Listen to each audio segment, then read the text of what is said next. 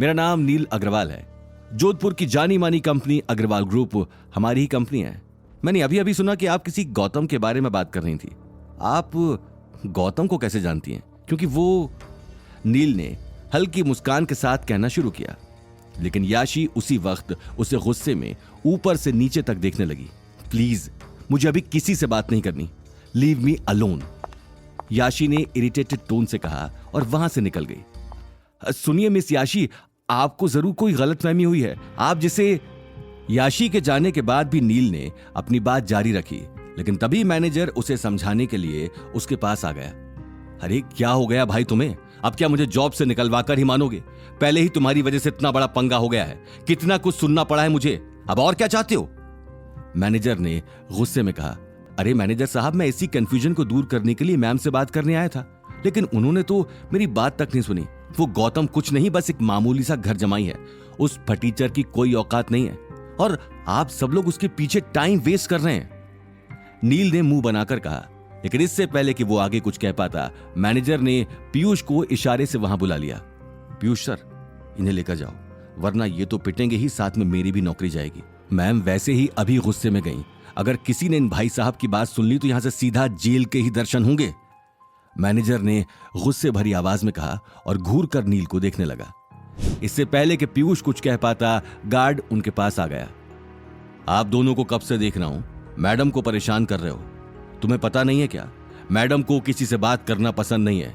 अब चुपचाप जाकर वहां बैठ जाओ और हमें अपना काम करने दो, गार्ड ने गुस्से में कहा। यस यस, पीयूष ने जवाब दिया और वो नील को लेकर वहां से निकल गया। लेकिन याशी और मैनेजर का गौतम को लेकर बर्ताव देखकर नील के मन में शक पैदा हो चुका था, लेकिन साथ ही उसे गायत्री देवी की भी चिंता सता रही थी। इस गौतम के बारे में तो बाद में पता करूंगा, लेकिन फिलहाल दादी सा को क्या जवाब दूं, ये समझ में नहीं आ रहा। रिया भी नाराज होकर निकल गई, अब दादी सा इसके बारे में भी मुझे ही भला बुरा कहेंगी। नील के मन में एक के बाद एक बहुत सारे सवाल चलने लगे। वहीं दूसरी तरफ गौतम और अनिल ऑक्शन से निकलने के बाद लगभग होटल से बहुत दूर पहुंच चुके थे। उम्मीद भवन से उनका घर बहुत दूर था और इस पूरे रास्ते में अनिल का सिर फटा जा रहा था। उसका आज के ऑक्शन में लोगों का बिहेवियर देखकर मूड पूरी तरह से खराब हो चुका था। गौतम भी कार चलाते हुए बार बार अनिल को ही देख रहा था। गौतम, लगता है ऑक्शन में आने का फैसला बहुत गलत था, मुझे सोचना चाहिए था। तुम्हें मेरी वजह से पता नहीं क्या क्या सुनना पड़ा, न हम लोग यहां आते और न ही सब कुछ होता। मुझे भी नहीं पता कि कभी कभी क्या हो जाता है, किस तरह की जिद पाल लेता हूं, अनिल ने उदास मन से कहा। वो अपनी गलती के लिए शर्मिंदा था। डैडी, इसमें आपकी कोई गलती नहीं थी, प्लीज आप अपने आप को गलत मत ठहराओ। अरे इन सब लोगों की फितरत ही ऐसी होती है, अपने से नीचे इंसान को ये लोग ऐसे देखते हैं जैसे कोई चोर हो, उसने कोई क्राइम किया हो। अगर आज ऐसा नहीं होता तो फिर कभी होता। इन लोगों को सिर्फ मौका चाहिए होता है और कुछ नहीं। आप इन सब बातों के लिए टेंशन मत लो प्लीज। गौतम की बात सुनकर अनिल ने गहरी सांस लेकर जवाब दिया। हाँ, तुम बिल्कुल ठीक कह रहे हो बेटा, लेकिन जिस दिन मेरे पास बहुत सारा पैसा आ जाएगा, अब उसी दिन ऐसे किसी ऑक्शन में चलेंगे ताकि ये लोग मुंह से कुछ बोल ही ना पाएं, हमसे नजरें भी ना मिला पाएं। मैं उसी दिन इन लोगों से बात करूंगा। अनिल की यह बात सुनकर गौतम मंद मंद मुस्कुराने लगा। अनिल के चेहरे पर भी मुस्कान आ चुकी थी। कुछ देर के लिए वो दोनों ही ऑक्शन में हुई बातों को भूल चुके थे, लेकिन तभी गौतम को कार के पीछे से किसी गाड़ी की ओवरटेक की आवाज सुनाई दी।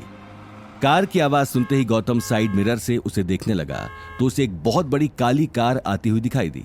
गौतम ने उसी वक्त कार की स्पीड धीरे कर दी। क्या हुआ गौतम, ये कार? अनिल ने हैरानी से पूछा। पता नहीं डैडी जी, कोई ओवरटेक कर रहा है इसीलिए धीरे कर दी। इसे आगे निकल जाने देते हैं, लगता है बहुत जल्दी में है।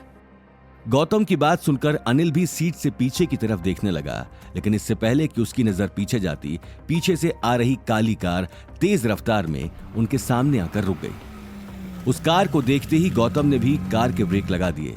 उसकी और अनिल की आंखें फटी की फटी रह गई थी। दोनों को दूर दूर तक उम्मीद नहीं थी कि वो कार अचानक उनके सामने आकर रुक जाएगी। अब ये कौन है? पूरी सड़क खाली पड़ी है और इसे हमारी ही कार मिली थी। आज का दिन ही कुछ अजीब है। पहले वो ऑक्शन में लोगों के साथ बहस और अब ये नया मेहमान पता नहीं कहां से आ टपका है। अनिल ने गुस्से से भरी आवाज में कहा। अपनी बात कहते हुए अनिल गौतम के साथ कार से बाहर निकलने लगा, लेकिन तभी सामने खड़ी काली कार से एक खूबसूरत लड़की निकलकर उनकी तरफ बढ़ने लगी।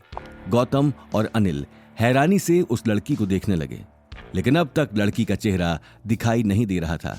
लेकिन कुछ कदम चलने के बाद गौतम को उस लड़की का चेहरा साफ दिख गया और उसका चेहरा देखते ही गौतम के पैरों तले जमीन खिसक गई।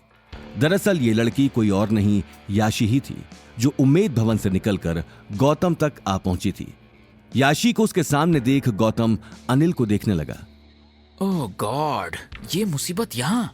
कहीं इसने दीप शिखा के बारे में डैडी जी के सामने कुछ कहा तो अवनी मुझसे दूर। आगे की कहानी जानने के लिए देखिए अगला एपिसोड सिर्फ पॉकेट एफएम के यूट्यूब चैनल पर और रॉयल वारिस के सारे एपिसोड्स को सुनने के लिए डिस्क्रिप्शन में दी लिंक से डाउनलोड करें पॉकेट एफएम ऐप।